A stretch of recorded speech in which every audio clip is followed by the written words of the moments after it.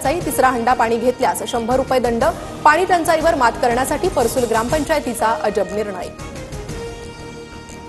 नागपुरातील निम्म्यापेक्षा जास्त आपली बस ठप्प, बहुतांश कंत्राटी कर्मचारी संपावर, चालक वाहकांच्या वेतनाचा प्रश्न सोडवण्यात महापालिका अपयशी ठरल्यानं कर्मचारी आक्रमक।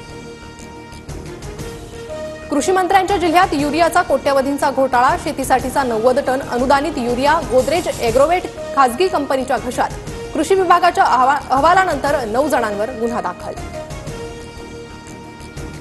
मुंबईतील क्लीनअप मार्शलची सेवा 4 एप्रिलपासून बंद होणार, नागरिकांच्या वाढत्या तक्रारींमुळे बीएमसीचा निर्णय, मार्शल्स नागरिकांशी हुज्जत घालत असल्याच्या अनेक तक्रारी।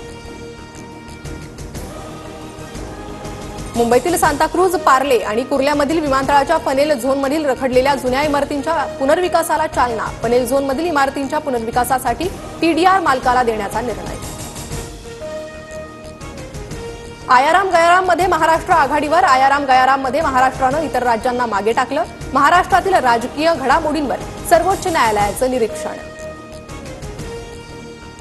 सर्व काही अल्लाह आणि देवाच्या भरवशावर, जेवढं आयुष्य लिहिलंय तेवढंच नशिबात, गॅलेक्सी इमारतीवरील गोळीबार प्रकरणी सलमान खानचं भाष्य।